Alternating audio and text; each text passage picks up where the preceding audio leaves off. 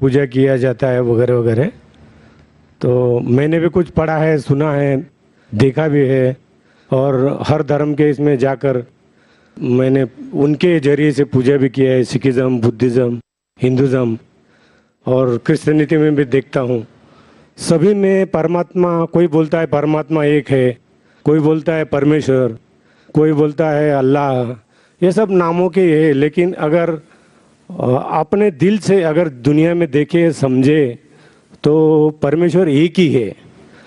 अभी प्रतिमा के जरिए हिंदुइज्म में एक ही परमेश्वर को देखा जाता है। वो प्रतिमा को परमेश्वर नहीं मानते, उसके जरिए वो परमेश्वर पैरामा एटॉमिक फोर्स का वो इबादत करते हैं, उनकी पूजा करते हैं, अरदास करते हैं। कोई पूजा बोलता है, अरदास बोलता है, they different different things for different different mind.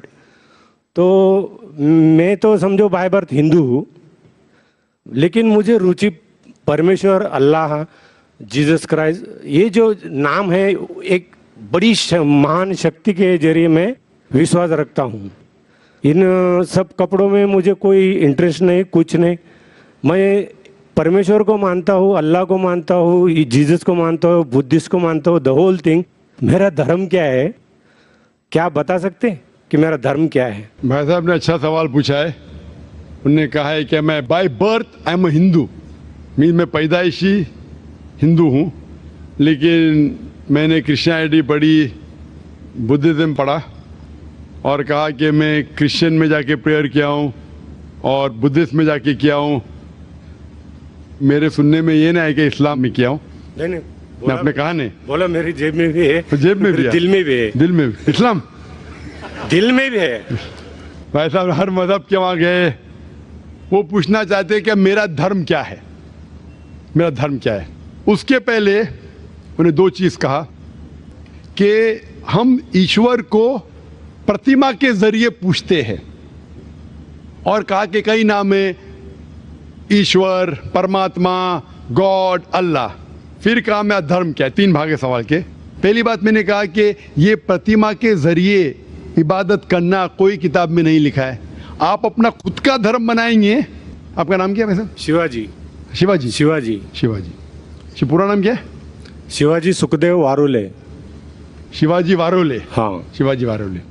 तो हमें उस तरीके से इबादत, जिस तरीके से धार्मिक किताबों में लिखा है, कुरान में लिखा है कि से इबादत करो, सजदा करो। हिंदुइज्म में भी लिखा है दंड नमस्कार, पता है?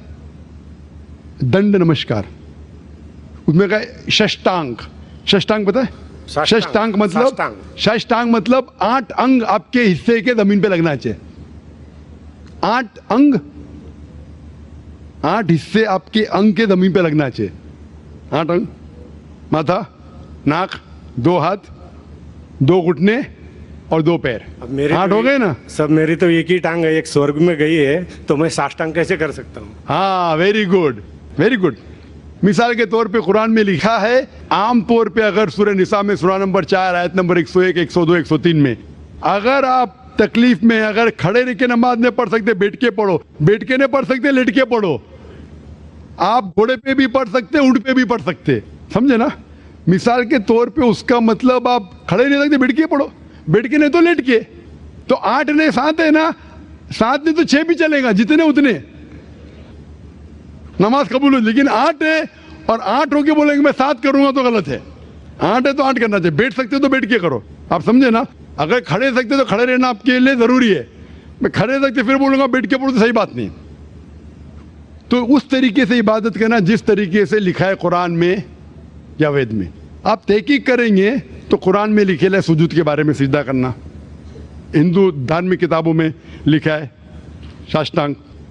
बाइबल में पढ़ेंगे, बाइबल में भी लिखा है in the book of Genesis, book of Genesis chapter number 17 verse number 3 क्या इब्राहिम fell on face and prayed to God. Book of Numbers chapter number 20 verse number 6 में कि मोसेस एंड एरन वो धरती पे गिरे, जमीन पे गिरे और अपना माथा टेक के खुदा की इबादत की। Fell on his face and prayed to God.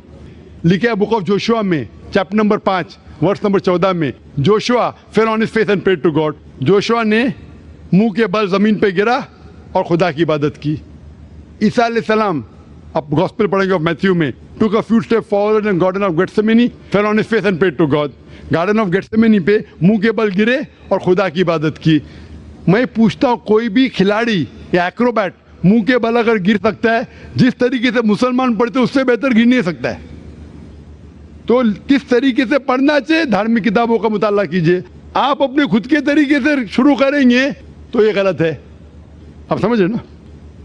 आपका दूसरा सवाल, खुदा बोलो, अल्लाह बोलो, जीसस बोलो, कुरान में आए थे।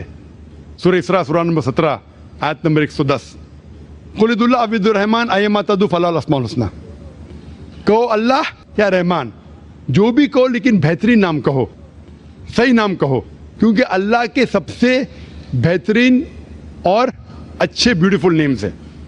कुरान मजीद में कहा गया है कि आप कोई भी नाम से अल्लाह को पुकारो, लेकिन सही नाम से पुकारो। और कुरान मजीद में अल्लाह के 99 नाम हैं। अल हकीम, रब, अर रहीम, हिकमत वाला, रहमत वाला, और सबसे ऊंचा नाम है अल्लाह। ये जो कुरान मजीद में लिखा है कि अल्लाह के सबसे बेहतरीन नाम है। सूरह इसरा सूरा नंबर 17 आयत नंबर 110 के अलावा सूरह तहा सूरा नंबर 20 आयत नंबर 8, सूरह अराफ सूरा नंबर 7 आयत नंबर 180 और सूरह हशर सूरा नंबर 56 आयत नंबर 24 में कहा गया है कि सबसे बेहतरीन नाम है अल्लाह ताला की। लेकिन हम मुसलमान अल्लाह को अल्लाह के लफ्ज़ से क्यों बनाते हैं? क्योंकि ये अरबी लफ्ज़ अल्लाह में मिलावट नहीं है, बाकी सब लफ्ज़ में मिलावट है। मिसाल के तौर पे गॉड लो, गॉड में एस ऐड करेंगे तो हो जाता है गॉड्स। कुरान में कुल हुवल्लाहु अहद, कहो कि अल्लाह एक है। अगर हम गॉड पे ऐड करते DESS हो जाता है गॉडेस, मुअन्नस खुदा, फीमेल गॉड। इस्लाम में ना मेल गॉड है ना फीमेल गॉड। अल्लाह क्या, कोई जिन्स नहीं। अगर मैं ऐड करता हूँ फादर, हो जाता है गॉड फादर, वो मेरा गार्डियन है, वो मेरा गॉड फादर है, वो मेरा देखभाल करने वाला है। इस्लाम में अल्लाह अब्बा या अल्लाह फादर जैसा कोई चीज़ नहीं। अगर मदर ऐड कर हो जाता है गॉड मदर। इस्लाम में कोई अल्लाह अम्मी, अल्लाह मदर नहीं है। अगर मैं टिन प्रीफिक्स करता हूँ गॉड के आगे, हो जाता है टिन गॉड, मतलब फेक गॉड, मतलब बनावटी खुदा। इस्लाम में कोई टिन अल्लाह नहीं है। इसीलिए मुसलमान अल्लाह को अरबी लफ्ज़ अल्लाह से पुकारना बेहतर समझते बनिस्बत गॉड। आप लोग परमात्मा, आत्मा परमात्मा, ईश्वर परमेश्वर, कुछ भी लो उसके मिलावट है। अगर मैं कहूँगा देव, हो जाता है देवी, हो जाता है देवता, देव, देवियाँ, देवता। आप समझे? खुदा, खुदाओ, खुदादाद, सब में मिलावट है। इसीलिए मुसलमान पसंद करते अल्लाह को अल्लाह के लफ्ज़ से बुलाना। आपका आखिरी सवाल, आपका आखिरी सवाल, आपका नाम क्या? आपने कहा शिवाजी क्या? शिवाजी वारुले। वारुले। आपका आखिरी सवाल, कि आप कौन सा धर्म फॉलो करते? आपका धर्म है शिवाजी वारुले का धर्म। शिवाजी वारुले का धर्म ये सही धर्म नहीं है। आपको मानना चाहिए खुदा का धर्म, अल्लाह का धर्म। और वो धर्म सबसे बेहतरीन, उस धर्म के बारे में लिखा है ये कलाम। मैंने कहा ना इंस्ट्रक्शन मैन्यूल, ये इंस्ट्रक्शन मैन्यूल कुरान है जो खुदा का आखिरी कलाम है, जिसमें लिखा है किस तरीके से इंसान को अपनी ज़िंदगी बसाना चाहिए, किस तरीके से इबादत करना चाहिए और क्या चीज़ करना चाहिए। मैं खुद के ऊपर फॉलो करने लगूंगा तो नया धर्म इजाद करूंगा। तो मेरी आपसे दरख्वास्त है कि आप कुरान मजीद को पढ़िए, उसका तर्जुमा पढ़िए, अंग्रेजी में पढ़िए, हिंदी में पढ़िए, मराठी में पढ़िए और इस पे अमल कीजिए। फिर मैं कहूँगा आप वो धर्म मान रहे जो खुदा का धर्म है। मेरा नाम है त्रिविक्रम दास पालखे। मैं नौकरी करता हूँ यहाँ पर एक हार्डवेयर और क्लाउड के। मैं आपका बहुत बार प्रवचन टीवी पे देख चुका हूँ, बहुत आनंद भी आता है। अक्सर आप का जो प्रवचन रहता है, जो हिंदू का जो आता है, आप वेदों से देते हैं, आप यानी जो भी वेदों से कंपैरिजन करते हैं। लेकिन हमारे जो वेद है वो अक्सर जो है वो स्वर्ग यानी जन्नत तक ज़्यादा करके ये करते हैं। लेकिन उसके आगे अगर हिंदू में अगर हम लोग जाएंगे, अगर सही में हिंदू भी नहीं बोलते, हम सनातन धर्म कहते हैं। जैसे आपने अभी व्याख्या किया था, नदी के पार के हिंदू उसको कहा जाता है। तो हम तो सनातन धर्म से है। तो सनातन धर्म में हमारा जो आता है जो भगवद गीता, जैसे आपके अंदर जो ये है, जैसा बाइबल का, अपनी इस्लाम का ये है, कुरान है, तो इसी तरह हमारा भगवत गीता है, और जो भगवान के बारे में जानना है यानी अल्लाह के बारे में जानना है तो अगर हमारा है तो भागवतम है। तो भागवतम से हम लोग हमारा चलता है सब कुछ। अगर ये है वेद तो हमको स्वर्ग तक जाने के लिए है, लेकिन हमारा जो भागवतम है वो अल्लाह तक जाने के पहुँच तक है, यानी अल्लाह को हम सामने सामने देख के उनकी सेवा करने के लिए है। तो जो अभी आपने जो भी बोले थे, जो जवाब दिया था, अभी कर रहे थे औरतों के बारे में, माताजी लोगों के बारे में, तो हमारे भगवत गीता में भी लिखा है कि औरत को भगाता है तो उसको मार दीजिए। ऐसा नहीं है कि आपके इसमें सब में एक ही जैसा है। और आपका प्रवचन मुझे बहुत बहुत अच्छा लगा कि आपने जो कहा, जो लिखा गया किताब है वो किताब के मुताबिक चले तो बहुत आदमी सुखी रहता है। बाकी तो मैं और कुछ सवाल तो कुछ पर्सनल पूछना चाहता हूँ, बाद में मैं आपको मिलके सब पूछूंगा, सबके सामने नहीं पूछ सकता, लेकिन आपका प्रवचन सुन के मुझे बहुत आनंद आया। हमारे हिंदू भाई ने कहा है कि वो काफ़ी मेरे तकरीर देखते हैं टीवी पे और प्रसन्न होते हैं, खुसूसन जब मैं हिंदू धर्म के बारे में कहता हूँ। और वो कहते हैं कि वो सनातन धर्म को मानते हैं, और सनातन धर्म में भी आपको शायद ये पता होगा कि सबसे अव्वल किताब भगवत गीता नहीं है, वेद है। भगवत गीता सनातन धर्म अगर आप पढ़ेंगे, आर्य समाज, आप आर्य समाजी है, सनातन धर्म में बहुत से किस्म है। आपको इस्कॉन से मैं इस्कॉन, बिल्कुल इस्कॉन, हरे रामा हरे कृष्णा, इस्कॉन, ठीक है। तो इस्कॉन का तस्करा करता हूं। मैं गया था एक बार कलकत्ता में, और कलकत्ता में तकरीर थी मेरी, उस वक्त बारिश आती है, बारिश तो हो गई, लेकिन मेरे साथ आने वाले थे इस्कॉन के हेड कलकत्ता के।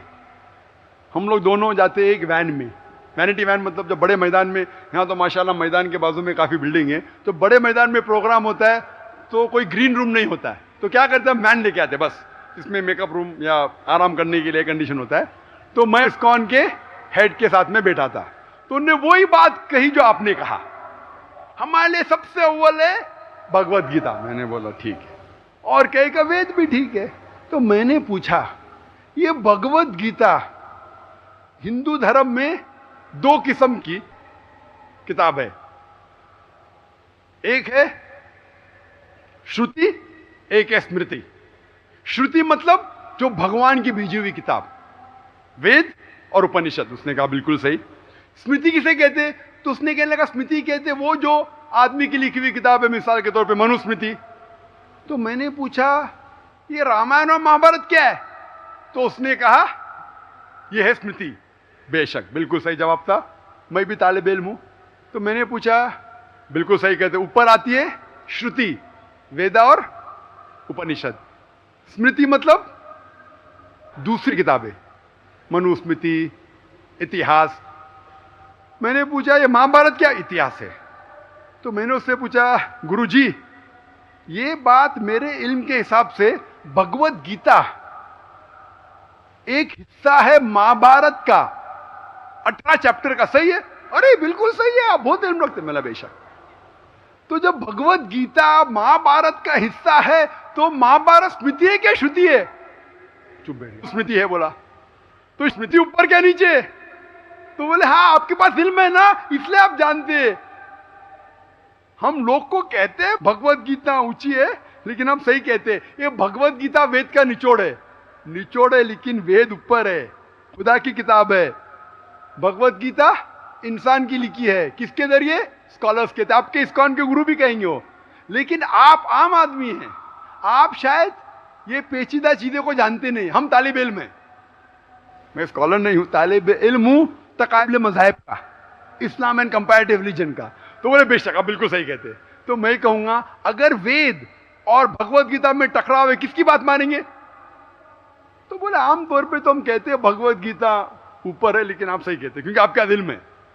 तो मैं वो डबल स्टैंडर्ड क्यों? जिसके बाद दिल में बदल जाता है क्या? 2+2 4 ही रहता है, चाहे वो सेकेंड स्टैंडर्ड में या 10th स्टैंडर्ड में। 2+2 वही रहेगा, 4 बदलेगा नहीं। तो मैं ये कहता हूं गुरुजी से, आपके संग से, कि आप अपनी किताब लोगों में आम करो, हिंदुओं में आम करो वेद। लेकिन हिंदू धर्म में सिर्फ ब्राह्मण ही वेद को पढ़ सकता है, क्षत्रिय नहीं पढ़ सकता है। क्यों? बाकी लोग नहीं पढ़ सकते, वेश्या शूद्रा नहीं पढ़ सकता। क्यों? हमारे मजहब में ऊंच नीच नहीं है, काला या सफेद, अमीर या गरीब, राजा या फकीर, कुरान पढ़ सकता है। नमाज के लिए जब उस ईश्वर की हम इबादत करते हैं, जब खड़े होते नमाज के लिए कंधे से कंधा मिला के करते, चाहे वो फकीर या अमीर या गरीब, फकीर या राजा साथ में खड़ा है तो कंधे से कंधे मिला के खड़ा होता है। और आप यहाँ देखेंगे, और मैं अल्हम्दुलिल्लाह कई बार सऊदी अरब गया हूँ और किंग अब्दुल्ला की दावत पे भी गया हूँ, माशाल्लाह उनकी सिक्योरिटी रहती है, तो सिक्योरिटी हट जाती है, आप साथ में तो साथ में, अल्हम्दुलिल्लाह। राजा या फकीर, अमीर या गरीब, काला या सफेद, यकसा है। तो मैं ये कहना चाहता हूँ, आप बिल्कुल सही कह रहे थे कि वेद स्वर्ग की बात करता है लेकिन खुदा की बात भी करता है। भगवत गीता में भी स्वर्ग की बात लिखा है, खुदा का भी लिखा है। आप बोले अल्लाह के करीब आने के लिए भगवत गीता सही है, बराबर। मैं ये नहीं कह रहा हूँ कि ये वेदों में नहीं कहा, वेदों में बहुत आखिरी में आता है, लेकिन जो भगवत गीता जो है वो डायरेक्ट भगवान हुआ है, यानी अल्लाह ने कहा हुआ है, ऐसा है। तो इसके लिए अभी वेद तो संस्कृत में है, वो पढ़ नहीं सकते, लेकिन जो भगवत गीता है वो बहुत सारी इसमें ट्रांसलेशन हो गई है। और जो भगवत गीता है बहुत सारे आदमी ने यानी लिखी हुई है, करीबन 200-300 लोगों ने लिखी है अपने अपने हिसाब से। हाँ, बिल्कुल सही कहा। लेकिन इस्कॉन का जो गीता है भगवत गीता, वो गुरु परंपरा में है, वो भी आदमी है, एज इट इज लिखा हुआ है, यानी वो परंपरा में अगर गया तो वो कृष्ण तक गया, यानी जिसने जो कहा है वो एज इट इज है, इसके लिए उसका लिखा हुआ as it is Bhagavad Gita. आपके स्वामी प्रभुपदा, बराबर, यस बराबर वो स्वामी प्रभुपदा, प्रभुपदा इंसानी थे ना। हाँ, इंसानी थे ना, मैं किधर ना बोल रहा हूँ। ये हमारा कुरान जो है ना, डायरेक्ट अल्लाह की तरफ से वो तो ना मोहम्मद सल्लल्लाहु अलैहि वसल्लम ने लिखा है, वही बोल हम लोग ने ये कुरान जो है डायरेक्ट अल्लाह की नाजिल यूबहू। इसलिए जितने भी दिगर मज़ाहिब की किताब है, जैसे वक्त जाने लगे बदलते गए। आप बिल्कुल सही कहते, 300 किस्म की किताब है, बाइबल सैकड़ों किस्म, हमारे IRF में 200 किस्म की बाइबल है। आप किस में मानेंगे? कुरान आप लो, कोई भी कुरान लो, इंडिया में, अमेरिका में, यूके में, हिंदुस्तान में, पूना में, हूबहू वही है। एक लफ्ज की बात दूर रही, आ की मात्रा, ई की मात्रा, जबर जेर पेश, वो भी फर्क नहीं है, फत्ता दम्मा कसरा में भी फर्क नहीं है। ओरिजिनल कुरान में तो फत्ता दम्मा कसरा था नहीं, लेकिन आज जब हम पढ़ते हैं माशाअल्लाह। तो मैं ये कहना चाहता हूं, जितनी भी किताबें पहले आई, आज भी आप बिल्कुल सही कहते हैं, भगवत गीता वेद का निचोड़ है, लेकिन जब निचोड़ होता है वो असली फल से कॉन्ट्रडिक्ट करे तो फल और अहम है। मैं बिल्कुल मानता हूं, स्वामी प्रभुपदा मानते हैं कि भगवत गीता क्या है, वेद का निचोड़ है। और वो कहते हैं, मैं भी पढ़ चुका हूं, आपकी Bhagavad Gita as it is पढ़ चुका हूं, उसमें ही लिखा, उसका ही ट्रांसलेशन था। भगवत गीता अध्याय नंबर 7 श्लोका नंबर 20 में, जो कोई दुनियादारी के पीछे भागता है वो गलत खुदाओं के पीछे भागता है। आपकी भगवत गीता में लिखा एज इट इज में, और उसका अगर प्रीफेस पढ़ेंगे उसमें लिखा है कि ये जो वेद है वो गाय है, भोज से गाय है, और कृष्ण क्या है, दूध निकालने वाला इंसान, और दूध क्या है, भगवत गीता है। सही कह रहा हूं कि नहीं? प्रीफेस में लिखे है, कौन कहता है? आपके स्वामी प्रभुपदा।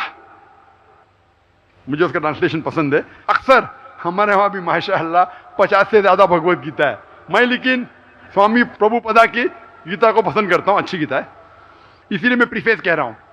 लेकिन उसमें भी लिखा हुआ है, उसके अंदर भी वो निचोड़े वेद का निचोड़ है, लेकिन निचोड़ मतलब नहीं कि असल फल को गाय को छोड़ देंगे, गाय चले जाएंगी तो दूध क्या करेंगे आप?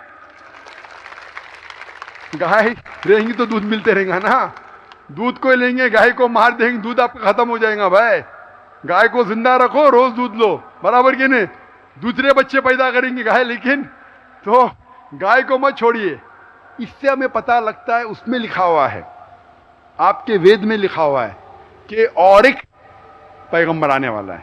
आपकी भगवत गीता में लिखा है चैप्टर नंबर 4 में वर्ष नंबर 7 से 8 में, यदा यदा धर्मस्य, यानी युग युग में जब भी परेशानी आएंगी इस धरती पे तो मैं एक रूप हासिल करूंगा, अवतार। अवतार की सही मानी आपको मिलेगा वेद से। उसमें पता चलता है जिसे हम कहते हैं पैगंबर, आखिरी पैगंबर, आखिरी अवतार कौन है? कल के अवतार। अगर आप भगवत गीता में मानते, अगर आप वेद में मानते, आपको आखिरी अवतार कल के अवतार में मानना ही पड़ेगा, फिर ही आप कह सकते मैं असल भक्त हूं भगवत गीता का। वो तो है ही, आपने जो बताया कल के अवतार तो आने वाला तो ही आप है, मानते कल के लास्ट अवतार में। आने वाला है। आ चुका है। और उसमें लिखा था कल के अवतार की मां के नाम क्या है? सुमति। सुमति की मानी अमन, अरबी में कहते हैं आमिना। मोहम्मद सल्लल्लाहु अलैहि वसल्लम के वालदा का नाम था आमिना। उसमें लिखा है कल के अवतार, चैप्टर नंबर, अभी हवाला भी दे रहा हूं मैं, टाइम मिल रहा है ना। कल के अवतार चैप्टर नंबर 2 वर्ष नंबर 5 श्लोक नंबर 5, 7, 9, 11, 15।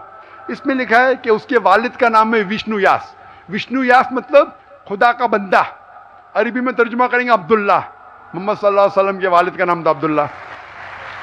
उसमें लिखा है वो इसी जगह में पैदा होंगे जो अमन की जगह है। हम मानते हैं कि मक्का एक अमन की जगह है। उसमें लिखा है कि वो उस फैमिली में पैदा होंगे जो उस इलाके के अमीर होंगे। हम जानते हैं कि कुरैश के फैमिली में पैदा हुए थे मोहम्मद सल्लल्लाहु अलैहि वसल्लम। उसमें लिखा है कि वो 12वीं तारीख माधव के दिन पे पैदा होंगे, वो 12वीं रब्बी अव्वल मोहम्मद सल्लल्लाहु अलैहि वसल्लम पैदा है। आगे आप पढ़ेंगे वेद में लिखा है कि उसके 4 करीब दोस्त थे, जिसका मैं जिक्र किया हूं। 4 करीब दोस्त मोहम्मद सल्लल्लाहु अलैहि वसल्लम के थे, जो हजरत अबू बकर, हजरत उमर, हजरत उस्मान, हजरत अली। मैं अल्लाह भी मौल, अल्लाह ताला की रहमत सब पे हो। किसके बारे में जिक्र करें? उनको सबसे पहली जो वही आएंगी वो आएंगी एक गार के अंदर। हम जानते हैं मोहम्मद सल्लल्लाहु अलैहि वसल्लम सबसे पहली वही आए गारे हिरा में। फिर वो करेंगे हिजरत नॉर्थ की तरफ, फिर से वापस आएंगे। मोहम्मद सल्लल्लाहु अलैहि वसल्लम हिजरत की मदीना जो नॉर्थ के ऊपर है, फिर से वापस आए। मैं तो 1 घंटा सिर्फ तस्करा कर सकता हूँ मोहम्मद सल्लल्लाहु अलैहि वसल्लम हिंदू धर्म में, वक्त नहीं है। मैं ये पूछना चाहता हूँ, आप मानते क्या इस कल के अवतार में? आप मानते मोहम्मद सल्लल्लाहु अलैहि वसल्लम आखिरी पैगंबर है? मैं तो कुरान 3 बार पढ़ा हूँ साहब, मैं तो मानता हूँ कुरान को, वो बात नहीं है। मानना सिर्फ जरूरी नहीं, अमल करना जरूरी है। मैं कहूंगा मैं खुदा को मानता हूँ, खुदा की बात पे अमल ना करता हूँ तो बेकार है। मैं कहता हूँ मैं मेरे वालिद से बहुत मोहब्बत करता हूँ, वालिद की बेइज्जती करता हूँ, वालिद की बात नहीं मानता हूँ, वालिद से बदतमीजी करता हूँ, तो क्या फायदा? आप समझ रहे ना? समझ रहा हूँ मैं, लेकिन आपने कुछ पहले ही अभी 10-15 मिनट पहले ही आपने कहा था कि जो भी है, कुरान है, वेद है और बाइबल है, कि जो जो उसमें लिखा हुआ है खुदा ने उसके ऊपर अमल करना चाहिए। तो मैं अपने इससे अमल करता ही हूँ। जो कुछ मानता तो हुई है खुदा एक ही है करके, वो तो मानता ही है। बिल्कुल मैं नहीं बोल रहा कि आपके लिए कोई खुदा अलग है, मेरे लिए कोई अलग है, या बिल्कुल सही। ईसाई के लिए कुछ अलग है। आप सनातन या धर्म इसको के है। हैं, मैं जानता हूँ सनातन धर्म में एक खुदा को मानते हैं। बस। वो मानते खुदा की प्रतिमा नहीं, अक्स नहीं है, बराबर ये मानते। लेकिन मैं ये जानना चाहता हूँ, आप कल के अवतार में आप मेरे सवाल को घुमाओ मत। मैं नहीं, जानता घुमा हूँ, नहीं है मैं ये जानता हूँ सनातन धर्म के बारे में जानता हूँ। पहले स्टेज में आप पास कर चुके, एक खुदा में मानते, बिल्कुल सही। मैं ये बात जानना चाहता हूँ कि उस खुदा के अवतार पैगंबर, आखिरी पैगंबर में आप मानते हैं क्या नहीं मोहम्मद सल्लल्लाहु अलैहि वसल्लम? ये मेरा सवाल है। यानी मोहम्मद पैगंबर को आप मानते कि वो आखिरी पैगंबर थे क्या नहीं मानते? वो तो मानता हूँ मैं, मुझे मालूम है ना मोहम्मद पैगंबर आखिरी थे मोहम्मदन में। आप वो तो मानता ही हूँ मैं। मोहम्मदन में ने आपके लिए, सबके लिए ही है ना। बिल्कुल सही। तो कोई धर्म, कोई एक मजहब का थोड़ी रहता है गुरु, तो सबके लिए रहता है। वो एक मजहब का थोड़ी गुरु रहता है कि वो एक मजहब के लिए, वो सब मजहब के लिए गुरु रहता है, तो मानता ही मैं उसको। बिल्कुल सही। लेकिन ये कहना कि सब मजहब यकसा है हूबहू, ये सही नहीं। यकसानियत है, इसीलिए मैंने कहा यकसानियत पे अमल करो। आप बोलेंगे मैं सब हिंदू चीज पे अमल करूंगा, कई हिंदू जाते बुत परस्ती करने के लिए, आप नहीं करते, अच्छी बात है अल्हम्दुलिल्लाह, इसीलिए मैं आपको कांग्रेचुलेट करता हूं। आप बुत परस्ती नहीं करते, मैं आपको कांग्रेचुलेट करता हूं। मैं कांग्रेचुलेट करता हूं क्योंकि सनातन धर्म बुत परस्ती नहीं करता है। अल्हम्दुलिल्लाह सुम्मा अल्हम्दुलिल्लाह, आप आधे इम्तिहान में सफलता पा गए। अभी ये पूछता हूं मैं, जैसे आपने कहा, आप अगर मोहम्मद सल्लल्लाहु अलैहि वसल्लम को आखिरी पैगंबर मानते हैं तो उसके पैगाम पे अमल करना ज़रूरी है। सिर्फ पैगाम को पढ़ना ज़रूरी नहीं, पैगाम पे अमल करना ज़रूरी है। अगर मैं कहता हूं मानता हूं लेकिन अमल नहीं करता तो कोई फ़ायदा नहीं। तो ये होता है कि अपने मन से खुदा की बात जो आखिरी पैगाम है कुरान शरीफ, और आखिरी पैगंबर मोहम्मद सल्लल्लाहु अलैहि वसल्लम में मानना जरूरी है, फिर ही आप सही तरीके से मजहब को पहचान सकेंगे। Hope that answers the question. नहीं, बस थैंक यू। कुछ बोलेंगे आपको? मुझे ये कहना चाहिए था, अभी आप बोल रहे थे अमल करना चाहिए, अमल करना चाहिए, तो मैं मोमिन बनने का पूरा कोशिश किया, क्योंकि मैं वो मोमिन का क्या रहता है वो 3-4 इसमें सुन चुका हूँ। मोमिन का क्या रहता है? मोमिन का जो बताया था ना, क्या जो रीजन जो कैसा रहता है मोमिन, कैसा रहता है, मैं जानना चाहता हूँ। नहीं, मैं इतना याद में जितना रखा हूँ मैं जो भी याद बोल नहीं सकता है, जो भी याद है बोल लीजिए, नो प्रॉब्लम। जो कमी है मैं पूरी कर लूंगा। नहीं यार, जान लीजिए, अगर दूसरे को भी क्वेश्चन पूछना है, सबको मौका मिलना चाहिए। मैं आपको पर्सनली मिलता हूँ बाद में। अच्छा, बाद में मिलेंगे स्टेज के बाद इंशाल्लाह। ठीक है, हरे कृष्णा। माइक नंबर 2 में अगर कोई गैर मुस्लिम भाई कतार में खड़े हों तो वो सवाल कर सकते हैं। मेरा नाम अभिजीत जावलकर है और मैं कंप्यूटर इंजीनियरिंग स्टूडेंट हूँ। सर, मुझे आपसे ये पूछना है कि अगर कोई मुस्लिम कुरान के ऊपर हाथ रखकर कोई कसम खा ले तो क्या वो कसम वापस ले सकता है? भाई साहब ने पूछा है कि अगर कोई मुसलमान कुरान पे हाथ रख के कसम खाता है तो क्या वो कसम वापस ले सकता है कि नहीं। आम तौर पे कोई भी मुसलमान कसम खाता है, चाहे कुरान पे हाथ रखे या नहीं रखे, उसे वापस नहीं लेना चाहिए। अगर उसे पता चला वो कसम गलत चीज है, किसी को नुकसान पहुंचा रही है, तो वापस ले सकता है। तो एक मोमिन, एक मुसलमान अगर अपने जबान से कहता है, कसम खाता है या इंशाअल्लाह कहता है, उसका फर्ज हो जाता है कि उसके ऊपर अमल करे। कुरान पे हाथ रखना नहीं रखना ऐसा कुछ लिखा नहीं है। अगर उसे पता चलता है कि मैंने कुछ गलत चीज कह दिया हूं और किसी का नुकसान होगा या शरीयत के खिलाफ है, कुरान के खिलाफ है, अल्लाह के रसूल के पैगाम के खिलाफ है, फिर उस कसम को तोड़ सकता है। लेकिन आम तौर पे अगर वो कुरान के खिलाफ नहीं है, मोहम्मद सल्लल्लाहु अलैहि वसल्लम के पैगामात के खिलाफ नहीं है, तो उसे अमल करना चाहिए। ऐसी कोई चीज नहीं कुरान के ऊपर। लेकिन अगर वो अल्लाह का नाम लेता है और कसम खाता है, आम तौर पे अल्लाह का नाम छोटी मोटी बात में नहीं लेना चाहिए, लेकिन अगर वो अल्लाह का नाम लेके कोई कसम खाता है, takes an oath in the name of Allah सुब्हानहू व तआला, फिर उसके ऊपर और लाजिम हो जाता है। और अगर वो उस कसम को पूरी न कर सके, उसे कफारा देना पड़ता है, उसे जुर्माना देना पड़ता है। Hope that answers the question brother. की तरफ से कोई अगर सवाल हो तो गैर मुस्लिम बहनों को तरजीह दी जाए, उनको पहले मौका दिया जाए। My name is Sneha Manoj Raizada. I'm studying. My question is, I want to convert into a Muslim. I'm following Islam for a year now, and I have a problem.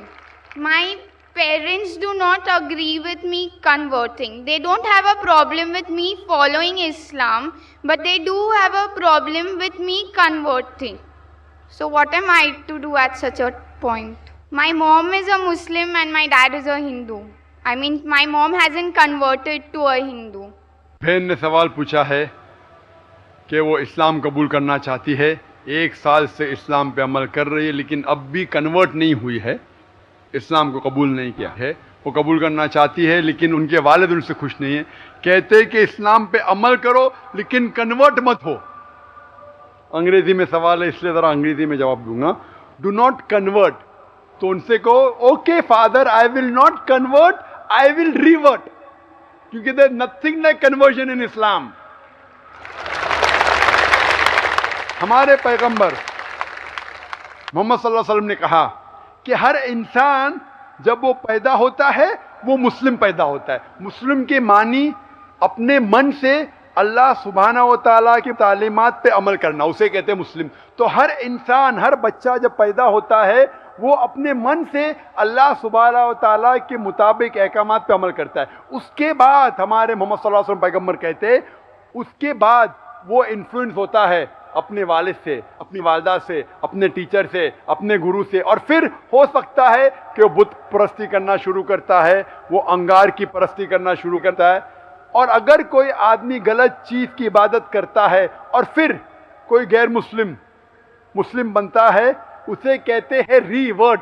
मतलब ओरिजिनल हर इंसान मुसलमान था, उसके बाद गलत चीज़ सीखने के वजह से वो गैर मुसलमान बनता है। तो कोई आदमी, कोई गैर मुसलमान जब मुस्लिम होता है उसे कन्वर्ट नहीं कहते, उसे रिवर्ट, फिर से सही मजहब की तरफ जाना, लौटना। हम नहीं कहते आप मजहब को बदलो, अपने सही मजहब पे लौटो। तो कन्वर्जन, कन्वर्ट करना गलत लफ्ज है, सही लफ्ज है रिवर्ट। कहना कि मैं मजहब को बदलूंगा गलत है, कहना चाहिए मैं सही मजहब के पास वापस लौटूंगी। तो आपके वालिद से कहो, आप बिल्कुल सही कहते हैं, मैं कन्वर्ट नहीं होंगी, मैं अपने मजहब को नहीं बदलूंगी, लेकिन अपने मजहब के पास वापस लौटूंगी। और इसके लिए और डिटेल्स चाहिए तो आप जा सकते हैं, मेरी तकरीर सुन सकते हैं। इसके ऊपर कई सवाल जवाब है इसके ऊपर, जिस पे मैं तस्करा किया हूं, किस तरीके से साबित कर सकते हैं कि हर इंसान मुसलमान पैदा होता है। और आप अपने वालिद से ये कहना चाहिए, आपने कहा कि आपकी वालदा मुसलमान है और हिंदू नहीं, लेकिन आपके वालिद हिंदू है, तो आप कहो अपने वालिद से कि हिंदू धर्म की किताब भी पढ़ेंगे तो उसमें लिखा हुआ है कि एक ईश्वर की इबादत करो जिसका कोई अक्स नहीं, कोई बुत नहीं, कोई प्रतिमा नहीं, और आखिरी पैगंबर इस किताब, हिंदू किताब में लिखा है मोहम्मद सल्लल्लाहु अलैहि वसल्लम। तो आप कहना चाहिए कि मैं हिंदू किताबों पे और पुख्तगी के साथ अमल कर रही हूं, क्योंकि हिंदू किताबों में लिखा है क्या एक अवतार आने वाले हैं जिसका नाम है कल्कि अवतार। तो आप कहिए आपके वालिद से, आपके पिता से, आप भी कल्कि अवतार पे अमल करो, और उस कल्कि अवतार जो आखिरी पैगाम लेके आए खुदा की तरफ से, वो है कुरान। आप अगर 1 साल से अमल कर रही है, लेकिन आपने कहा आप इस्लाम कबूल करना चाहती है, इस्लाम कबूल करने के लिए आपको नाम बदलने की ज़रूरत नहीं है, नाम से कोई मुस्लिम बनता नहीं है, नाम बदलने की ज़रूरत नहीं है। नाम बदलना चाहे तो आप बदल सकते हैं, नाम बदल सकते चाहे तो, लेकिन बदलना फ़र्ज नहीं है। तो अगर आप ये कहते अपने मन से, आप मानते हैं कि खुदा एक है और उसके अलावा किसी की इबादत नहीं करनी चाहिए और मोहम्मद सल्लल्लाहु अलैहि वसल्लम आखिरी पैगंबर है, आप अपने दिल में भी रखें तो मुसलमान हो जाते हैं। ऐलान करने की ज़रूरत नहीं है, ऐलान करना चाहते हैं अल्हम्दुलिल्लाह। अगर आप डरते हैं कि मैं ऐलान करूंगी तो कोई मुझसे ज़बरदस्ती करेगा या मेरे वालिद मुझे मारेंगे, आपको अगर ख़तरा है तो ऐलान करने की ज़रूरत नहीं। आप और आपके खुदा के बीच में ऐलान करना चाहती है तो बेशक ऐलान कर सकती है, तो करना चाहिए, ऐलान करना फ़र्ज नहीं है। कई गैर मुसलमान मेरी तकरीर के बाद दिल में ही मान लेते, मुसलमान हो जाते, ऐलान करने की ज़रूरत थोड़ी है। लेकिन अगर ऐलान करना चाहते हैं, एक आदमी मेडिकल डॉक्टर बनता है और बोलता है मैं डॉक्टर नहीं कहूँगा अपने आप को, मैं फिर भी डॉक्टर है। लेकिन अक्सर जो डॉक्टर है खुश होता है ना, MBBS पास होने के बाद क्या कहता है, डॉक्टर, मेरा नाम भी डॉक्टर जाकिर नाइक है, लेकिन डॉक्टर से अच्छा दाई है माशाल्लाह। तो अगर दिल से मान लिए, अमल कर रहे, तो मुसलमान हो गए। आप दिल में भी अल्लाह को शहादत दिया, आप मुस्लिम हो गए। लेकिन लोगों को कहना चाहती है खुशी के मारे, जो होगा हो जाने दो, आपकी बात है, लेकिन ऐलान करना फर्ज नहीं, वो आपकी मर्जी। ऐलान करना चाहे तो कर सकते हैं, नहीं भी करे, दिल से माने तो आप मुसलमान हो जाते हैं। Hope the answer the question. ऐलान करना चाहते कर सकते, न ऐलान करना चाहते दिल में भी मान लिए, चाहे आपके वालिद को बुरा लगा के ने, आप मुसलमान हैं। Hope the answer the question. जी भाई, माइक नंबर 1 से अगर कोई सवाल हो तो करें। नमस्ते, मेरा नाम रमेश भंडारे है और मैं प्रोफेशन से टीचर हूँ। तो मैंने सुना है कि मोहम्मद पैगंबर जी ने चांद की तरफ उंगली दिखाकर चांद के 2 टुकड़े किए, लेकिन अभी फ़िलहाल इंसान चांद पे जाकर आ चुका है, तो ये साइंटिफिकली प्रूव हो चुका है, ये जानना चाहता हूँ मैं। भाई साहब ने मुझे नमस्ते कहा, कुरान की आयत है सूरह निसा सूरह नंबर 4 आयत नंबर 86 में, कोई भी आपको अगर विश करता है तो उसको और बेहतरीन तरीके से विश करो, या कम से कम उतना। आपने कहा नमस्ते, मैं आपको फिर से नमस्ते नहीं कह सकता हूँ। क्यों? नमस्ते के मानी है कि मैं आपके आगे झुक रहा हूँ, इदम नम में, मतलब आपके आगे झुक रहा हूँ।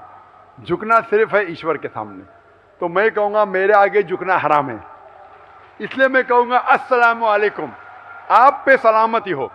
ये सबसे बेहतरीन तरीका है।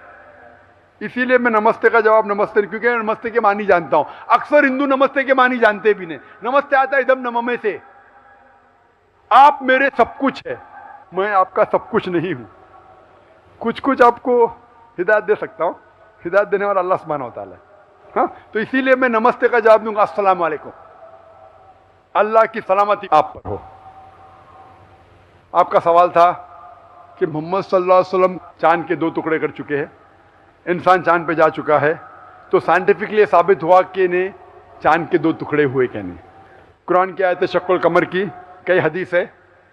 हम मानते हैं कि ये मौजिज़ा था जो अल्लाह ने किया, मौजिज़ा किया अल्लाह ने मोहम्मद सल्लल्लाहु अलैहि वसल्लम के जरिए। आज साइंटिफिक रिसर्च हो चुका है और कुछ एस्ट्रोनॉमर्स जो फल्कियात के माहिर है वो कहते हैं कि चांद पे एक फिशर है। फिशर मतलब एक लकीर है, क्या है पता नहीं। तो हम कहते हैं कि ये लकीर शायद निशानी है जब अल्लाह के पैगंबर मोहम्मद सल्लल्लाहु अलैहि वसल्लम ने शक्कुल कमर, कमर के 2 टुकड़े किए थे, टुकड़े हो गए वापस हो गए, तो ये फिशर है। तो साइंटिफिकली एक फिशर है, क्या है लोग को पता नहीं। तो मैं कहता हूं इंशाअल्लाह वो फिशर वही है जो अल्लाह के रसूल ने टुकड़े किए। लेकिन आज अगर कोई कहेगा कि चांद के टुकड़े 2 हो गए इसलिए मैं इस्लाम में मानता हूं, शायद, लेकिन आज दौर मौजदा का नहीं है, चमत्कार का नहीं, आज दौर है साइंस का। और सबसे बड़ा चमत्कार जो आखिरी पैगंबर मोहम्मद सल्लल्लाहु अलैहि वसल्लम ने किए वो है कुरान। सबसे बड़ा चमत्कार है। तो मैं तकरीर दी थी सबसे पहले बार पूना में असेंबली हॉल में, कुरान और जदीद साइंस, उसके जरिए पता चलता है कि कुरान हम साबित कर सकते, अल्लाह की किताब तब भी साबित कर सकते थे, आज भी और ता क़यामत तक। तो ये मेन चमत्कार है। कोई भी इंसान पढ़ेगा, अगर आपको अरबी ने तर्जुमा पढ़िए और अगर सही नियत से पढ़ेंगे, आपको अल्लाह ताला हिदायत ज़रूर देगा। हिदायत मतलब सही रास्ता दिखाना। तो सही रास्ता जो है वो आखिरी कलाम खुदा का, वो कुरान शरीफ। Hope that answers the question. Mike number 2 से अगर कोई गैर मुस्लिम भाई सवाल करना चाहते हैं तो कर सकते हैं। माइक नंबर 2 से जी। इसमत सलाम अलैकुम साहब, पीस बी विथ यू। मैं रिटायर्ड कर्नल सुरेश पाटिल हूँ। पिछले 10-12 साल से मैं राष्ट्रीय एकात्मता बल्कि हिंदू मुस्लिम यूनिटी के लिए काम कर रहा हूँ। जैसे आजकल मीडिया में दिखाया जाता है, जिस तरह से उत्सव प्रियता बढ़ रही है। जब हम छोटे थे पूना में 60 साल पहले, तो शायद 1-2 देवियाँ बैठती थी, लेकिन आज के दौर में 100 से 200 देवियाँ के मंडप बैठने लगे। उसी प्रकार उस समय शायद गणपति के मंडल 50 थे, आज 5000 बन चुके हैं। तो मेरे जैसे जो समाज में काम करना चाहते, भाईचारा प्यार मोहब्बत हम सबके लिए देना चाहते, तो हमारी बड़ी समस्या होती है। आपने जो तकरीर की, हालांकि मैं आपके पीस टीवी पे हमेशा आपकी तकरीर सुनता हूँ और आपको मैं मुबारकबाद देना चाहता हूँ। बहुत अच्छी चीज़ें बताते हैं आप, ये नुक्ताचीनी बहुत अच्छी है। मैं समझता हूँ आप जिस तरह से ये अच्छी बातें बता रहे हैं समाज सुधार के लिए, ये बहुत बड़ा एक मैं कदम मानूंगा। लेकिन जिस तरह से टीवी पे आज दिखाया जा रहा है, अगर अमिताभ बच्चन चप्पल निकाल के अगर मंदिर में जा रहा है तो उसका पूरा आंखों देखा हाल 24 घंटा हर घंटे पे दिखाया जाता है, जिससे कि एवरेज आदमी जो है, जिससे एवरेज सो कॉल्ड मासेस है, उनको समझ में नहीं आता। सच्चाई यह है जो आप बता रहे हैं, जो मैं मानता हूं, क्योंकि मैं समझता हूं, मैं बहुत नाचीज हूं, लेकिन ये समझता हूं कि मैंने इस्लाम को बहुत नज़दीक से देखा हुआ है। क्योंकि मैं फौज में जब भर्ती हुआ था और मेरा जिस पलटन में तबादला हुआ था वो पलटन मुसलमानों की थी, जो राजस्थानी मुस्लिम्स कायम खानी कहते हैं। तो 71 के लड़ाई में मेरे 33 जवान शहीद हुए और उस समय मुझे भी छाती में बम के छर्रे लगे हुए थे और उसमें पानी पिलाने वाला मेरा जो रेडियो ऑपरेटर था कमरुद्दीन, जो आज बुजुर्ग है, राजस्थान का है, उसको मैं मिलने गया था तो मेरे जहन में अभी भी इस वक्त ताज़ा आँख के सामने दिखाई दे रहा है, कमरुद्दीन मुझे पानी पिला रहा है, और अगर वो नहीं मुझे पानी पिलाता तो शायद मैं आज आपके सामने खड़ा नहीं रह सकता था। मेरा ये मानना है, शायद बाकी लोग ना माने, मेरे सिर पे मुसलमान भाइयों का बहुत बड़ा कर्ज है, वो मैं वापस देना चाहता हूँ। तो हमारी समस्या यह है, जैसे मैं इससे पहले भी कह चुका हूँ कि हमारे जैसे मेरे साथ काफ़ी मुसलमान भाई मेरे साथ काम कर रहे हैं और सो कॉल्ड हिंदू भाई भी काम कर रहे हैं, तो हमें समाज को इकट्ठा लाने में बड़ी मुश्किल हो रही है। आप एक साइड में अच्छी बात बता रहे हैं, मंदिर में जाना या बच्चा कोई कुएं में गिर गया तो उसके लिए आरतियाँ हो रही है, तो ये उत्सव प्रियता बढ़ती जा रही है। और आपने जो चीज़ बताई है कि भाई भगवान तो एक है, उत्सव प्रियता के ऊपर जाना नहीं चाहिए, तो इस पर कुछ समझ भी नहीं आ रहा कि ये मीडिया को कैसा काउंटर किया जाए। क्या आपके प्रोग्राम ये मीडिया से रेगुलर पीस टीवी के अलावा दूसरे चैनल्स पे दिखा सकते हैं, जैसे आरतीयों को? क्योंकि मैं समझता हूँ फौज में हमें सिखाया गया था, मैं 25 साल उस रेजिमेंट में रहा हूँ, सुबह 5 बजे से लेकर रात को 11 बजे तक हम वो हमारे जवानों के साथ रहते थे। तो ईद हो, होली हो, दिवाली हो, हम उनके साथ में ही रहते थे। तो कहने का मकसद है, और वहाँ से हमने इस्लाम को इतना नज़दीक से देखा, यहाँ सब कुछ अच्छा है, प्यार मोहब्बत भाईचारा ब्रदरहुड सब कुछ अच्छा है, लेकिन मीडिया में ऐसा आजकल इंप्रेशन में आता है एवरेज आदमी के लिए कि भाई इस्लाम में कुछ कमियां हैं, लेकिन कमियां तो कुछ है ही नहीं है। तो इसके लिए क्या कोई और एक चैनल शुरू हो सकता है? या इनफैक्ट मैं ये कहना चाहूँगा कि जो आपकी जो तकरीर जो आज हो रही है, क्या ये आईसीसी चैनल से दिखाई जा रही है? अगर आज नहीं दिखाई जा रही तो कल दिखानी चाहिए। कर्नल साहब, वालेकुम अस्सलाम व रहमतुल्लाहि व बरकातहू। आप पर अल्लाह सुब्हानहू व तआला की रहमत, बरकत और सलामती हो। आपने कई अच्छी बातें की, वक्त नहीं कि सबका जवाब दूं, लेकिन 4 बातों का दूंगा। सबसे पहले आपने कहा कि मेरा मुसलमानों पे कर्ज है। आपके ऊपर कोई मुसलमान का कर्ज नहीं। अगर कोई मुसलमान ने आपकी जान बचाई वो उसका फर्ज था, तो कोई मुसलमान का आपके ऊपर कर्ज नहीं है, उसका फर्ज था। कुरान मजीद में लिखा है, सूरह माइदा में सूरह नंबर 5 आयत नंबर 32 में, अगर कोई भी इंसान किसी दूसरे इंसान की जान बचाता है, चाहे वो मुस्लिम हो या गैर मुस्लिम हो, वो सारी इंसानियत को बचा रहा है। तो कमरुद्दीन भाई ने अगर आपकी जान बचाई, अपना फर्ज किया, आपका उसके ऊपर कोई कर्ज नहीं है। वो उसका धर्म था, वो उसका फर्ज था। पॉइंट नंबर 2, आपने कहा कि पहले कम देवियां थी, 2-3, अभी सैकड़ों हैं। पहले 50 गणपति थे, अभी 5000 है। तो क्या हो रहा है? आपने गणपति की बात की, और पूना शहर आप जानते होंगे गणपति के मामले में सबसे अव्वल है। नहीं, दुख की बात यह होती है, सॉरी माफ करना, जैसे अगर लता मंगेशकर आके 25 लाख का हार या कुछ मुकुट पहना देती है, मैं कहता हूं उससे एवरेज आदमी के मन पे क्या गुजरती होगी। बिल्कुल सही। आप मीडिया की बात कर रहे हैं, पहले मैं गणपति की बात पूरी करूंगा, फिर आपकी मीडिया की बाकी 2 बातों पे भी, अमिताभ बच्चन, लता मंगेशकर पे आऊंगा इंशाल्लाह। आप अगर जानते गणपति की हिस्ट्री, ये गणपति का मोर्चा किसने निकाला सबसे पहले?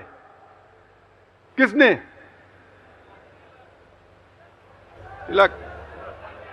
तिलक ने।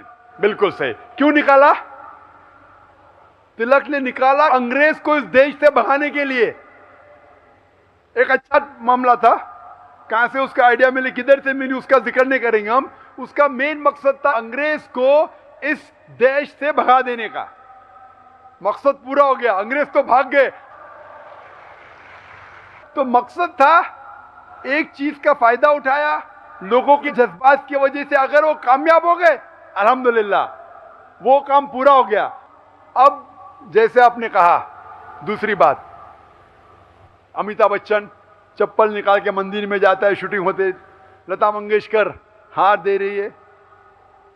अगर अमिताभ बच्चन या लता मंगेशकर खुदा की सही इबादत करते, अल्हम्दुलिल्लाह, चाहे अमिताभ बच्चन हो, लता मंगेशकर हो, सही इबादत करते, तो मैं उनको कांग्रेचुलेट करता हूं। लेकिन अक्सर पिक्चर में सिर्फ दिखावट के लिए होता है, दिखावट के लिए गोली मारी जाती, ये होता है वो होता है। तो अगर कोई दिखावट के लिए कर रहा है तो सही बात नहीं। और आप बिल्कुल सही कह रहे कि मीडिया ऐसा पावरफुल हो चुका है कि मीडिया आज आसानी से एक हीरो को विलन बना सकता है, विलन को हीरो बना सकता है, दिन को रात बना सकता है, रात को दिन बना सकता है, सफेद को काला बना सकता है, day into night, black into white, बहुत आसान है। और बिल्कुल सही कहते हैं, आपने कहा कि आप मेरी तकरीर सुनते हैं पीस टीवी पे, कई सालों से सुन रहे हैं, आपको अच्छा लगता है। और मीडिया अच्छी चीज़ भी है, बुरी चीज़ भी है। बुरे काम में बुरा फल मिलता है, अच्छे कामों में अच्छा फल मिलता है। 3 साल पहले जब मैं पूना में आया था, जब पीस टीवी नहीं था, आज जो आप देख रहे 10s of 1000, इसकी आधी पब्लिक भी नहीं थी, आधी पब्लिक भी नहीं थी।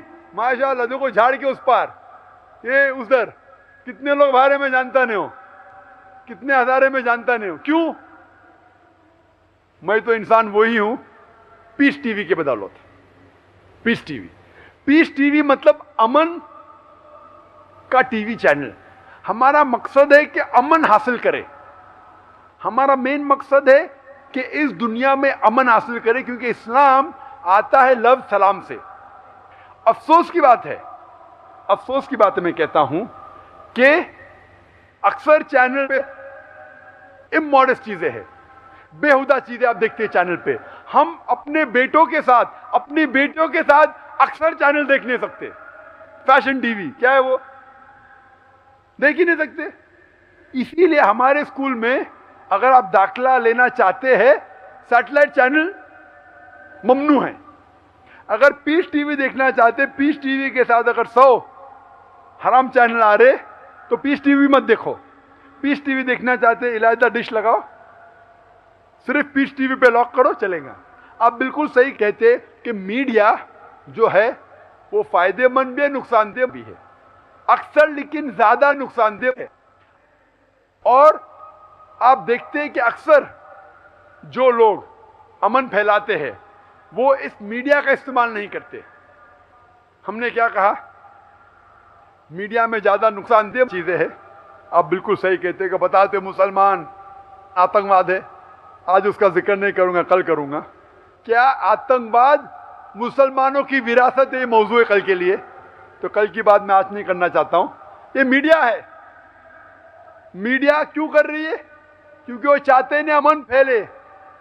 अमन फैलेगा तो मीडिया को कौन देखेगा? आपने पूछा कि ये लेक्चर बाकी चैनल में देख सकते, हम भले लाखों रुपया खर्चा करते शूटिंग पे, करोड़ों रुपया खर्चा करते, जो भी अगर हमारे प्रोग्राम दिखाना चाहता है हम उसको फ्री देते हैं, फ्री।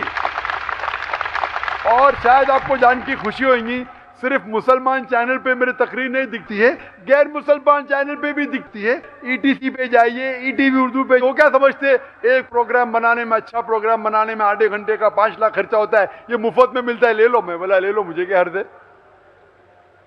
मैं तो पैसों के लिए नहीं कर रहा हूं, अमन हासिल हो जाएगा, खुदा मुझे उसके लिए इंशाल्लाह सवाब देगा। तो हमारे प्रोग्राम आप देख रहे, ये प्रोग्राम इतने कैमरा, 12 कैमरा है, ये स्टेज है, ना मैं कोई हीरो हूं, ना मैं अमिताभ बच्चन हूं, ना लता मंगेशकर हूं। मैं तो एक आम मुसलमान हूं, अपने आप को मुजाहिद कहता हूं। मुजाहिद मतलब जो जिहाद करता है, जिहाद मतलब जिद्दोजहद। जो मीडिया कहती है वो मुजाहिद नहीं हूं मैं। आप देख रहे हैं, मेरा मकसद है कि ये पैगाम सिर्फ यहाँ अगर 25 या 50 हजार लोग मौजूद है, वो मेरे लिए बहुत स्मॉल है।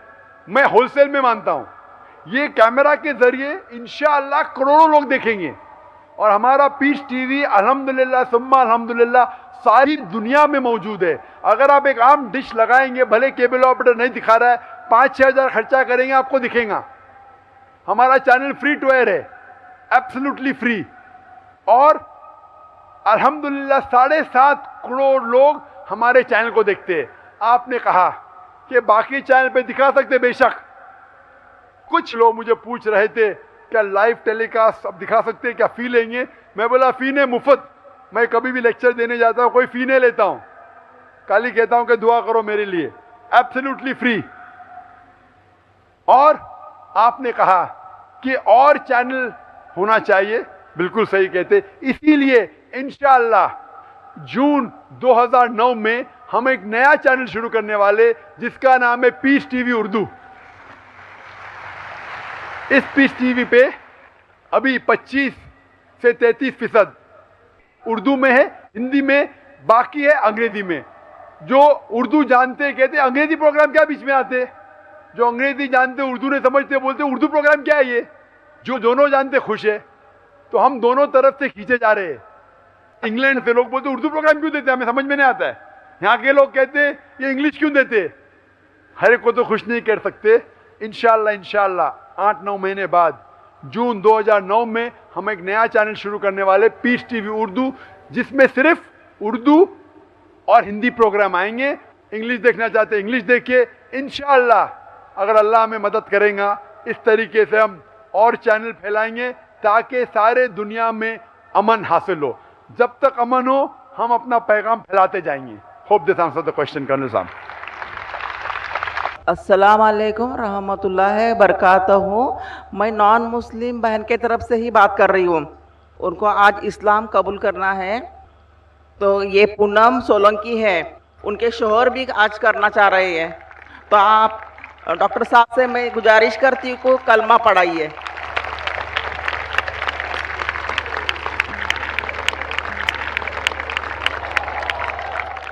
बहन जी कह रही कि पूनम सोलंकी साहिबा को, बहन को इस्लाम कबूल करना है। मैं पहले ये पूछना चाहता हूँ कि आप मानते हैं कि खुदा एक है और उसके अलावा किसी को इबादत नहीं करना चाहिए? पूनम जी आप इस बात को मानते हैं? मानती हूँ। आप मानते हैं कि आखिरी पैगंबर मोहम्मद सल्लल्लाहु अलैहि वसल्लम है? मानते आप इसमें? हाँ। मैं आपसे ये पूछना चाहता हूँ कि कोई भी आपको जबरदस्ती कर रहा है इस्लाम कबूल करने के लिए? नहीं।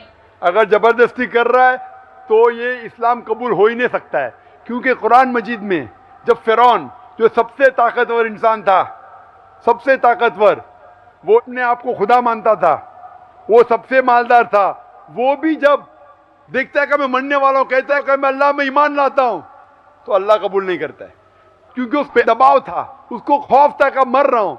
तो खौफ की हालत में, किसी दबाव की हालत में अगर कोई इस्लाम कबूल करता है तो वो माना ही नहीं जाता है। तो आप अपने दिल से कबूल कर रहे हैं? हाँ। बिल्कुल सही। तो मैं अभी अरबी में कहूँगा जो मैंने कहा, और आप उसको दोहराइए और इंशाअल्लाह आप मुसलमान हो जाएंगे। मैं कहता हूँ अरबी में, आप उसको दोहराइए। शदू शदू अल्लाह इलाहा इल्लल्लाह व अशहदु अन्ना मुहम्मदन अब्दुहु व रसूलुहु। मैं गवाही देती हूँ कि खुदा के अलावा कोई भी माबूद नहीं है। और मैं गवाही देती हूँ कि मोहम्मद सल्लल्लाहु अलैहि वसल्लम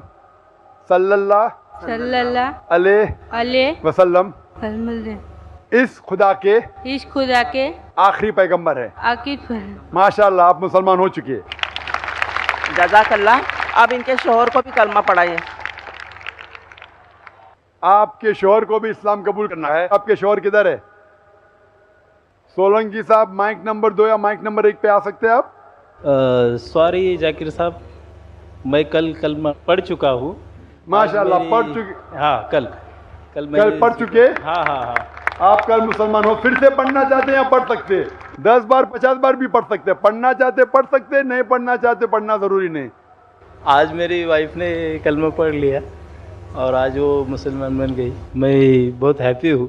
आप खुश हैं? हम भी खुश हैं बहुत। मैं आपसे ये पूछना चाहता हूँ कि आप एक खुदा में मानते हैं? यस। आप मानते हैं कि मोहम्मद सल्लल्लाहु अलैहि वसल्लम आखिरी पैगंबर है? हाँ। आप पे किसी ने जबरदस्ती की? नहीं की ना, माशाअल्लाह। क्योंकि कल यहाँ के पुलिस ऑफिसर कह रहे थे, जाकिर साहब जो है, लोग कलमा पढ़ना चाहते हैं तो चुपके से अलहदा में पढ़ाइए, पब्लिक में क्यों? अगर मैं इलाहिदा पढ़ाऊंगा तो मैं लोग गलेंगी क्या, मैं लोग को बेकार रहा हूँ। पब्लिक के सामने मैं ना आपको जानता हूँ, पहले ना कभी मिल चुका हूँ, तो जब सच बात कहने का है तो डंकी की चोट पे कहो। मुझे पता है कि कुछ मजहब के लोग, दिगर मजहब के लोग चुपके से भला फुसलाई के पैसा देके लोग को कन्वर्ट कराते, ये ना मुझे शौक है ना करना चाहता हूँ। मैं किसी को ज़बरदस्ती नहीं पढ़ा रहा हूँ, और कोई मुझसे पूछता है तो मैं ज़बरदस्ती भी नहीं करता। हमेशा पूछता हूँ कि आप अपने मन से पढ़ रहे क्या नहीं। जैसा मैंने आपसे पूछा तो आप अपने मन से इस्लाम कबूल किए क्या नहीं? जी हाँ, जी हाँ। बिल्कुल सही। तो ये मजहब जो अमन का मजहब है, और आज आप फिर से कलमा पढ़ना चाहते? पढ़ा दीजिए। जी अच्छा, तो मैं अरबी में कहता हूँ, फिर आप उसको दोहराइए। अशहदु अशहदु अल्लाह अल्लाह इलाहा इलाहा इल्लल्लाह इल्लल्लाह व अशहदु अशहदु अन्ना अन्ना मोहम्मदर मोहम्मद रसूलुल्लाह। रसूलुल्लाह। मैं गवाही देता हूँ मैं गवाही देता हूँ कि अल्लाह के अलावा अल्लाह के अलावा कोई भी माबूद नहीं है, कोई भी माबूद नहीं है, और मोहम्मद सल्लल्लाहु अलैहि वसल्लम उसके आखिरी पैगंबर है। आखिरी पैगंबर है। माशाल्लाह, मुबारक हो आपको। Thank you sir. आप कल ही मुसलमान बन गए। आज हजारों के सामने आपने फिर से शहादत दी। हजारों के सामने देना जरूरत नहीं है, आप दिल में भी मान ले तो आप मुसलमान हो जाते। लेकिन हम आपके भाई है, पहले भी थे अभी भी है, पहले इंसानी भाई थे, आज हम मुसलमान भाई है। शुक्रिया सर। अगर आपको कोई भी जानकारी चाहिए, ये हम मुसलमान का फर्ज है कि हर इंसान की मदद करे। लेकिन अगर कोई गैर मुस्लिम मुसलमान बनता है, फिर से लौटता है अपने सही मजहब की तरफ, तो हम मुसलमान का फर्ज है, अगर उसको कुछ चीज़ की ज़रूरत है, अगर उसको कोई इल्म की ज़रूरत है, उसे कोई भी ज़रूरत है, हो सकता है कि इल्म की ज़रूरत है, कोई पूछना चाहते हैं, कोई तकलीफ़ है, पैसे के दौर पे इस्लाम कबूल कराना बिल्कुल गलत है। लेकिन अगर कुछ ज़रूरत है, कुछ कमी है, कुछ इल्म जानना चाहते, तो यहाँ पूना में ज़रूर कई इदारे होंगे जो आपकी मदद कर सकते। इस कैंपस में भी होंगे। अगर आप चाहते हैं, हमारा वेबसाइट है www.irf.net। अगर कोई भी तकलीफ़ है, आप बिना झिझक बेशक वेबसाइट पे जा सकते हैं, और हम आपको मुबारकबाद देते। Thank you sir. क्या अल्लाह ताला आप दोनों को सुखी रखे, शुक्रिया, और आपको इस दुनिया में और आखिरत में भी सफलता पाए इंशाअल्लाह। Thank you sir. Thank you. Doing my master's in clinical psychology. So I'm really honored listening to you. Actually, I just want to clarify something, that for a large chunk of Christians, actually, like the Orthodox Christians, the final authority actually is the church. So the church and the Bible is like a part of the church. So the church has like the final authority with interpreting, So we don't like directly interpret it, but like the church would be the final interpreter. However, my question actually is on another point. Some Western scholars have been like studying all the hadith and kind of thing, and in translating them, and they claim that that some of them contradict others, and that certain Islamic scholars in the Middle East, on various contemporary issues, they hold different opposing views, and they use different hadith which have very very respected lines of transmission. And that though they have those very respected lines of transmission, some of them seem to contradict each other. So that's what they claim. Do you really feel it is true? And also, are there certain hadith which have a higher authority than others? And so then, those would be the ones that we definitely have to follow, and then some others which are not so this thing. So I wouldn't mind if you answered in Urdu too. I would love to answer in English, I'm more fluent, but because the talk is in Urdu, it will go on the Urdu channel. मैं अंग्रेज़ी में बात और fluently कर सकता हूँ, लेकिन भाई साहब ने अंग्रेज़ी में सवाल किया, लेकिन मुझे कहा कि उर्दू में जवाब दे, इसीलिए मैं उनका आभारी हूँ। माशाल्लाह। भाई साहब का मैं सवाल पहला तर्जुमा करूँगा, और मैं हमेशा करता हूँ।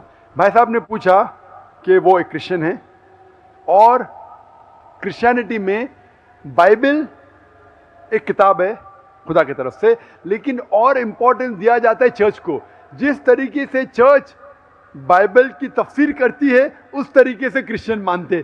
क्रिश्चियन डायरेक्ट बाइबल को नहीं पढ़ते, डायरेक्ट पढ़ते, लेकिन जिस तरीके से चर्च उसे समझाती है, उस तरीके से उसको समझते। मिसाल के तौर पे, पहले आपको चर्च में जाना चाहता था संडे को। आज क्योंकि संडे को कम लोग आ रहे, चर्च ने कहा कि अब सैटरडे को भी चल जाएगा। चर्च ने कहा, मैं ये पूछना चाहता हूँ, चर्च को क्या अथॉरिटी है कि खुदा के कलाम को बदले? इसीलिए ये सिर्फ क्रिश्चियनिटी में नहीं, अक्सर मज़हब में इस्लाम के अलावा जितने दिगर मज़हब है वही लोग ब्राह्मण कहते आप वेद को मत पढ़ो, वेद को मैं पढ़ूंगा।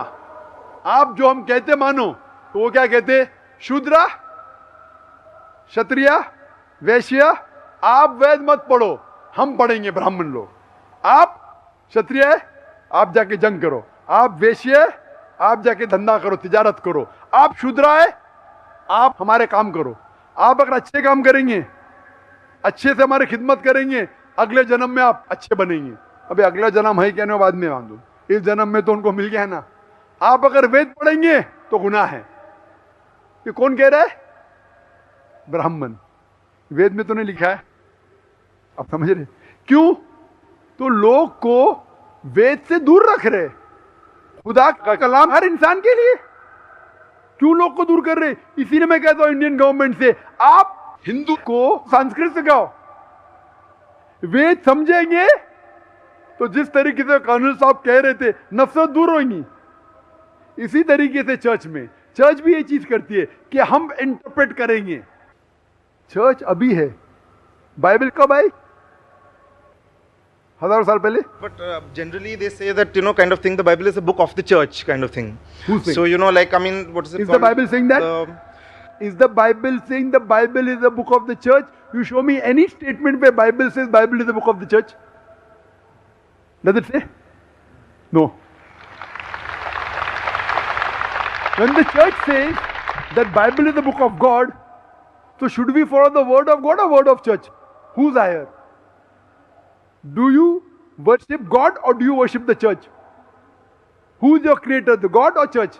कौन आपका खालिक है, खुदा या चर्च? कौन खालिक है आपका? आपका बनाने वाला, who is your creator? God. तो आप गॉड की बात मानेंगे, चर्च की बात मानेंगे? हाँ, ये कह सकते हैं अगर कोई बाइबल को मिस इंटरप्रेट कर रहा है तो ये कहिए ठीक है, इसका सबूत ये है, आप जाइए ट्रांसलेशन के पास। नहीं, आप पढ़ नहीं सकते, ये बोलना गलत है। इख्तिलाफ हो सकता है, चाहे वेद या बाइबल हो या कुरान को समझने में इख्तिलाफ हो सकता है। तो कुरान में क्या लिखा है? कुरान में लिखा हुआ है सूरह कमर में chapter number 54 verse number 22, verse number 32, verse number 40 और वर्स नंबर 17 में लिखा है कि कुरान को समझना बहुत आसान है। वलक़द यस्सरनल कुरान लिज़िक्रि फ़हल मिन मुद्दकिर।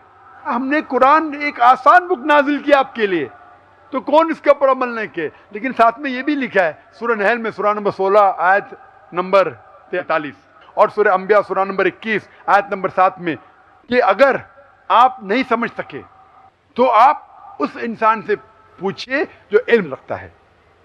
मतलब अगर आप नहीं जानते तो आलिम से पूछे जो उस मैदान का इल्म रखता है। तो अगर कुछ इख्तिलाफ है, अगर साइंस के बारे में कुरान में लिखा है तो आप साइंटिस्ट से पूछिए, उसकी मदद ले सकते। अगर कुछ चीज में इख्तिलाफ है तो उस चीज के लिए आप माहिर इंसान से पूछ सकते। अगर नुज़ूल कुरान जानना चाहते हैं तो ऐसे ही शेख से पूछे जो दारुल उलूम जा चुका है। तो ये कहना कि चर्च अगर बाइबल को कॉन्ट्रडिक्ट नहीं करता है तो हम मानने को तैयार है। जब बाइबल में लिखा है 2 जमा 2 4 और चर्च कहते हैं 2 जमा 2 5, तो आप किसमें मानेंगे, बाइबल या चर्च में? एक भी जगह पूरे बाइबल में बिना शुबा, बिना कोई शक के एक भी जुमला नहीं है जिसमें ईसा अलैहिस्सलाम खुद कहते हैं कि मैं खुदा हूं या मेरी इबादत करो, फिर भी चर्च कहती है कि ईसा अलैहिस्सलाम खुदा है। तो अब किस में मानेंगे, बाइबल में या? ईसा अलैहिस्सलाम खुद कहते हैं कि मैं अपने आप कुछ भी नहीं कर सकता हूं, चर्च कहता है कि वो खुदा है। तो अब किसकी बात मानेंगे? अगर मैं बाइबल को मिस इंटरप्रेट करता हूं बताइए, जाकिर आप गलत है, बाइबल में ये हवाला दीजिए, मैथ्यू में ल्यूक में लिखा है कि ईसा अलैहिस्सलाम खुद कहते मैं खुदा हूं, एक भी नहीं जुमला है। ये मेरा चैलेंज है। जब मैं चैलेंज कर रहा हूं दुनिया में करोड़ों लोग के सामने, मैं डिबेट कर चुका हूं अमेरिका में, यूके में, हिंदुस्तान में, कई टॉप स्कॉलर्स से, वो जब साबित नहीं कर सके फिर भी आप बोलते चर्च की बात मानो। How would you interpret? अभी मैं आता हूं आपके सवाल के ऊपर। मैं सवाल पे आपके आता हूँ हदीस के बारे में। Sir, no, sir, that I just want to verify. How would you interpret the part in 1 Corinthians where it says that the church is the pillar and bulwark of the truth? 1 Corinthians में लिखा है कि church is the truth and The pillar and bulwark of the truth. Bulwark of the truth. Corinthian किसने लिखा है? किसने लिखा है कोरिंथियन? Saint Paul. हाँ, Saint Paul. सेंट पॉल, खुदा ने नहीं।